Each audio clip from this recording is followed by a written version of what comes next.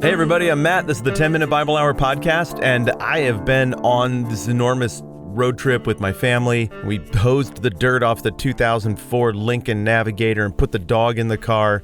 Drove around the country and met with some people and made some videos for the YouTube channel and saw some old friends, and it's been a nice time. But let me tell you, finding places to record this podcast has been a little bit tricky. I made a pillow fort in a hotel room. I talked into a fleece tent, which sounded like trash, and everyone who pointed that out, you are right, and I cannot argue with you. I tried a closet a couple of times at one stop, and the most familiar setting where I've done most of this has been the front seat of said disgusting family road trip 2004 Lincoln Navigator with 201,000 miles. It's working out really, really nicely. Thank you, old trusty vehicle. So whatever the case, I'm pretty excited because I'm going to get home tonight and then I can set up shop in my little cubby hole in the back room of the house and work on this stuff some more. So thank you for not necessarily knowing it, but unwittingly going on this giant road trip with me, and for being interested in the Bible and therefore by proxy making me think about things and stay on task and work on this stuff every single day, which I really enjoy doing, and it's much easier to do because I know that you hang out with me. All right, that was a lot more front-end personal stuff than I normally like to do. So let's get cooking on Matthew chapter 5, and we are going to be looking at the last in the neat, tidy structure of the Beatitudes today, and that's the one that is about the persecuting. And this one's weird because it's kind of a compound beatitude that rolls on into a longer explanation. I don't know, I can tell you we're going to get to it today, but why would I even say things like that? We're not going to get to it today. We'll get to it tomorrow or whatever. So verse 10, again, is the last of this little formula, and it says, "Blessed are those who are persecuted for righteousness' sake, for theirs is the kingdom of heaven." And of course, this one comes on the heels of "Blessed are the peacemakers, for they shall be called sons of God." Now, at some point, we're going to go back through this and we're going to look at the structure and think through why they go in that order and why they're all built grammatically the way they're built. I think there's some pretty important meaning hiding in there. And interesting thing structurally, I think, about this one, though, is that it does come on the heels of the thing about the peacemakers.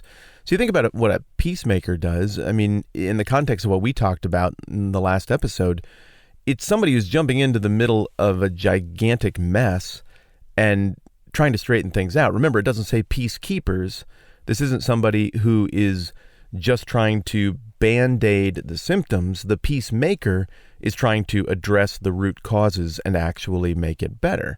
And when we're talking about a situation that involves a contrast between the fallen, broken world kingdom, which has some things that are temporary and beautiful about it, but really they're just bittersweet and point to the truer, larger, contrasting thing, which is the kingdom of heaven, the kingdom that Jesus is king over, the kingdom that is the truest, realist thing ever. When you contrast those two things, well, what you're going to run into is a situation where they're not always entirely compatible. But people love their kingdoms. We love our kingdoms. We love normal. I mean, you've seen the human capacity to fall in love with an awful situation. You've seen the person who's in a horrible, abusive relationship emotionally or even physically. And there are a lot of reasons that somebody might not leave. But one of the biggest reasons, I think, is just fear of the unknown. Rather deal with the devil I know than something else. I think we like our little mental prisons. I think we like the things that hurt us, and I think we've learned to make lemonade out of the lemons of the world kingdom, and if somebody comes and pushes back on that, I think it freaks us out. I'm saying this in a confusing way, but it's not a confusing principle. It's real simple.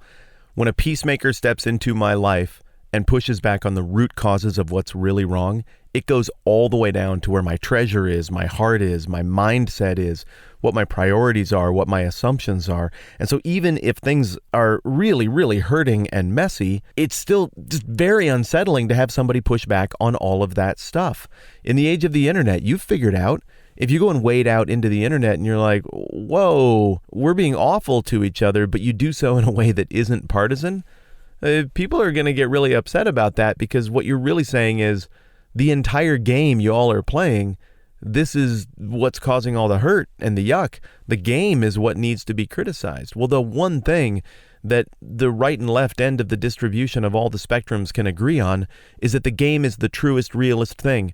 And we absolutely need to fight over the game. And having an arch enemy intellectually, a political or social or religious or philosophical joker to our Batman, having that bad guy out there kind of creates this mutual affirmation that this unending, eternal game of conflict between light and dark, my good team and your bad team, is the truest, realist thing, and we just have to keep battling this way. And what is it really over effectively? Pride, rightness, and power. Well, we're reading these Beatitudes, and those are not the end game of this other kingdom. So the peacemaker that Jesus is talking about is someone who wades out into the situation with something that is truer and realer, and proposes that the whole world system game that we've been duped into playing is actually enormously inferior, and that there is something, that something is redemptive and good and beautiful and lasting, and that it's for everybody, not just the Batman tribe or the Joker tribe, but just straight up everybody. Some people are probably going to hear that and be like, I've just had enough of the fighting. I don't care that I've painted myself into corners. I don't care that I've verbally shed blood, or maybe even actually shed blood. I'm taking the off-ramp. I want peace, and they will respond to that peacemaker in a way that is good. I have not always been that person. But there are going to be some people who are like, no, I got too much into this thing, and you are threatening my Batman, Joker, good guy, bad guy narrative that makes sense of my life, and they will burn you down, my friend. Maybe you will burn them down. I've been on the giving and the receiving end of this myself. I think it's entirely intentional on Jesus' part that peacemakers comes right before this concept of being persecuted for righteousness' sake. Now, what is righteousness in this equation? Your personal exemplary behavior? Well, again, we've kind of processed through this idea. Contextually, I think we can dismiss that based on what Jesus is saying in the rest of the Sermon on the Mount here. Righteousness in this context is the values of the kingdom, the truth and the reality of the kingdom. Again, remember, this is the idea of the quarter at the arcade. It's not our credit. It's not our quarter. We're playing on somebody else's money. In this case, that righteousness is the rightness of God, the currency of the kingdom imparted to people by the king. So we're not blessed when we're persecuted for our impeccable good behavior and letting everybody else know how right we are and how good we are. That's gross. That's bringing it upon ourselves, and we'll explore that more in the next passage. What we're talking about here is righteousness' sake. This is the kingdom righteousness of God that is humble, that is modest, that is gracious, that is loving, that is merciful, that is meek, that is pure in heart, that is making of peace. That kind of righteousness is what we're talking about here contextually.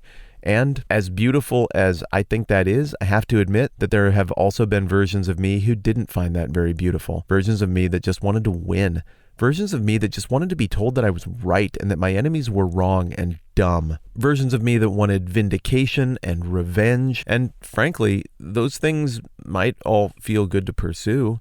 They might be very cathartic and satisfying to get at times. But if I'm understanding Jesus right, what he's saying in this text is that those things are a dead end. There's no life at the end of those pursuits.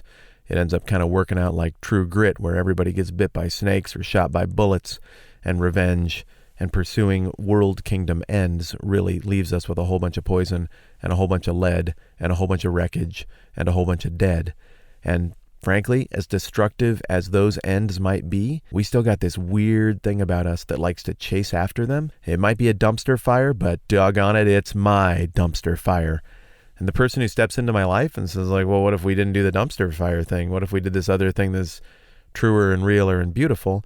That person could be someone who I view as beautiful and a bearer of good news.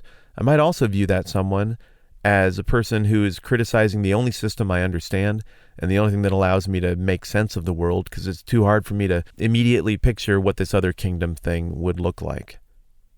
Maybe that's part of the genius of how Jesus has set this up, is that he really is bringing us into this kingdom thing in a much more philosophical, thoughtful, paced way than just hammering us with a religious pitch. Well, whatever the case, we've got a lot more to explore on this whole if you embrace the kingdom values thing, it's going to get weird when you're around world values thing. That concept is much more complicated than I think I imagined on the front end of putting this together, and we're going to wrestle that through in the coming conversations. Thank you for tolerating my cold. Thank you for tolerating my 2004 Lincoln Navigator. Thank you even those of you who gave me feedback on my awful audio on the last go-round.